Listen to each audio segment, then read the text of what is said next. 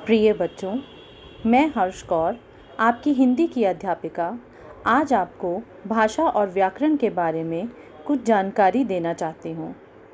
बच्चों, भाषा शब्द संस्कृत की भाष धातु से बना है। भाषा का अर्थ है बोलना। दूसरे शब्दों में जो बोली जाती है वह भाषा है। जैसे कि अभी मैं आपसे भाषा और व्याकरण के बारे में जो जानकारी साझा कर रही हूँ वह भी भाषा के माध्यम से ही कर रही हूँ। भाषा मन के भावों या विचारों को व्यक्त करने का माध्यम है। दिए गए चित्र को ध्यानपूर्वक देखिए। अध्यापिका विद्यार्थियों को कुछ कह रही है। उनका संकेत श्याम पट पर लिखे वाक्यों की ओर है। जो श्याम पट पर लिखा है वे विद्यार्थियों के सामने उसी बात को दोहरा रही हैं। इस प्रकार अध्यापिका विद्यार्थियों के सामने अपने विचार प्रकट कर रही है।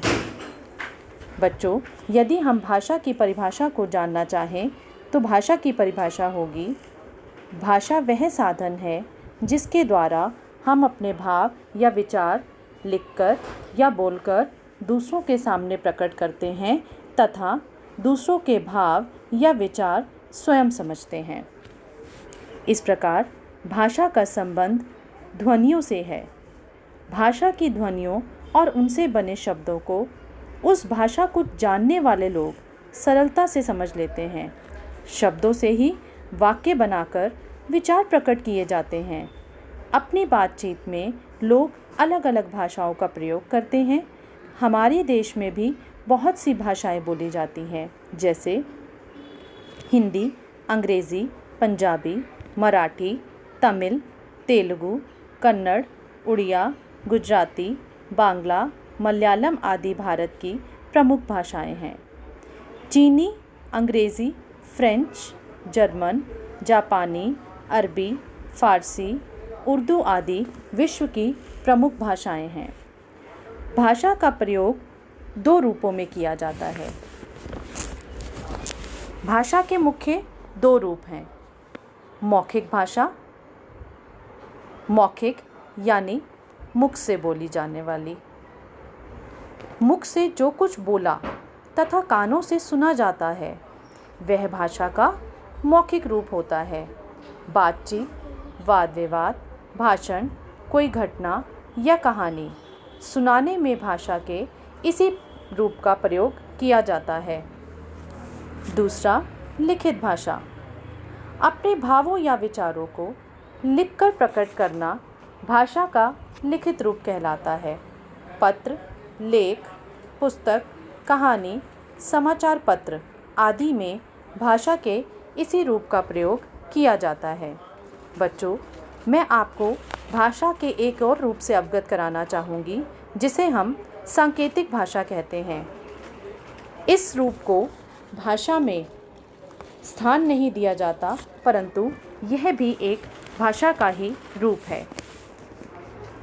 संकेतों के माध्यम से अर्थात इशारों से जब हम अपने भावों को दूसरों तक पहुंचाते हैं उसे सांकेतिक भाषा कहा जाता है। मूक, बधिर व्यक्ति अपने विचारों को प्रकट करने के लिए या भाव ग्रहण करने के लिए जिस भाषा का प्रयोग करता है उसे सांकेतिक भाषा कहा जाता है। ट्रैफिक पुलिस का सिपाही भी संकेतों के माध्यम से वाहनों को रुकने और जाने को कहता है। मातृभाषा। मातृभाषा अर्थात जो भाषा हम अपने माँ से या अपने परिवार से सीखते हैं उसे मातृभाषा कहते हैं। यदि माँ गुजराती बोलती है तो बच्चा भी गुजराती भाषा सीखेगा। यदि माँ पंजाबी भाषा बोलती है तो बच्चा भी पंजाबी भाषा सीखेगा। इस प्रकार शिशु अपनी माँ तथा परिवार से जिस भाषा को सीखता है उसे मातृभाषा कहा जाता है। राजभाषा वह भाषा जो देश के सरकारी कामकाज में प्रयोग में लाई जाती है उसे राजभाषा कहा जाता है। अर्थात सरकार काम करने के लिए कार्यालयों में जिस भाषा का प्रयोग करती है उसे राजभाषा कहते हैं। भारत की राजभाषा हिंदी है। भारत के सभी कार्यालयों में जिस भाषा में कार्य किया जाता है वह हिंदी है। बच्चों, ये हमारे लिए बड़े ही गर्व की बात है कि हिंदी हमारी राजभाषा है। भारतीय संविधान द्वारा 14 सितंबर 1949 को हिंदी को भारत की राजभाषा के रूप में स्वीकार किया गया था। हर वर्ष 14 सितंबर का दिन हिंदी दिवस के रूप में मनाया जाता है। राष्ट्रभाषा वह भाषा जिसका प्रयोग किसी भी देश के अधिकांश नागरिकों द्वारा किया जाता है उसे राष्ट्रभाषा कहते हैं। जैसे चीन की राष्ट्रभाषा चीनी है और ब्रिटेन की अंग्रेज़ी। भारत में हिंदी का प्रयोग एक बड़े भूभाग में किया जाता है। साथ ही सभी राज्यों में किसी न किसी रूप में इस भाषा का प्रयोग किया जाता है। इसलिए हिंदी संपूर्ण राष्ट्र की भाषा है। इस रूप में इसे राष्ट्रभाषा भी कहा जाता है। परंतु अभी हिंदी को भारतीय संविधान द्वारा राष्ट्रभाषा के रूप में मान्यता नहीं भी मिली है। मानक भाषा भाषा में एक रूपता लाने के लिए विद्वानों, भाषाविदों एवं शिक्षाविदों द्वारा जिस भाषा को मान्यता दी जाती है उसे मानक भाषा कहते हैं। भाषा में एक ही वर्ण या शब्द के एक से अधिक रूप प्रचलित हो सकते हैं। उनमें से किसी एक रूप को विद्वानों द्वारा मानक रूप में मान्यता दे दी जाती है। जैसे दुख दुख, रुपए रुपये आदि।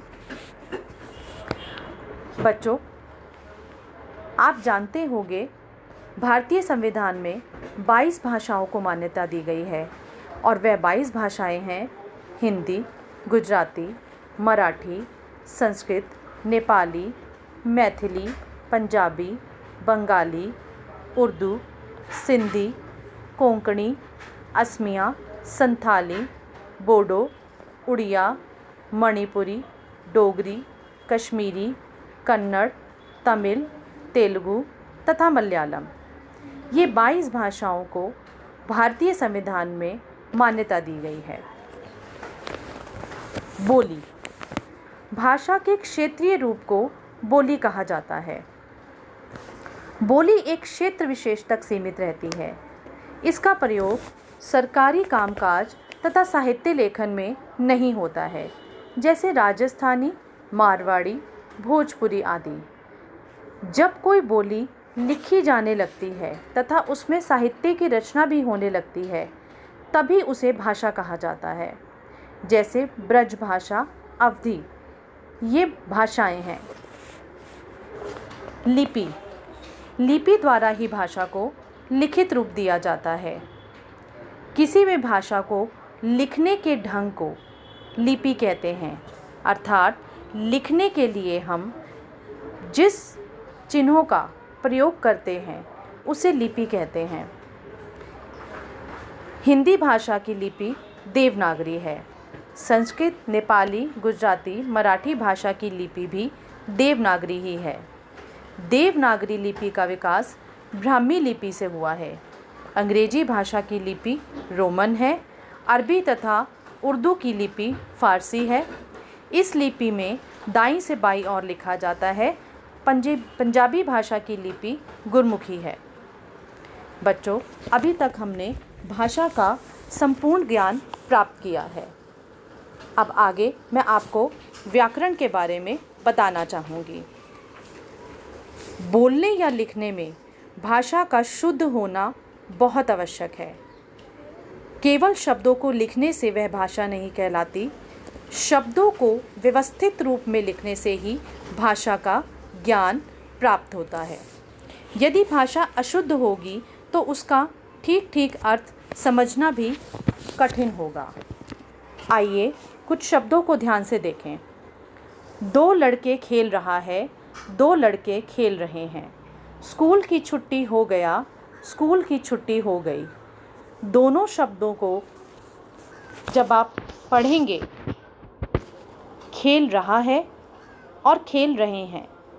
यहाँ पर क्योंकि दो लड़कों की बात की जा रही है, यानी कि बहुवचन का प्रयोग किया जा रहा है, इसलिए रहा है के स्थान पर रहे हैं शब्द का प्रयोग किया जाएगा।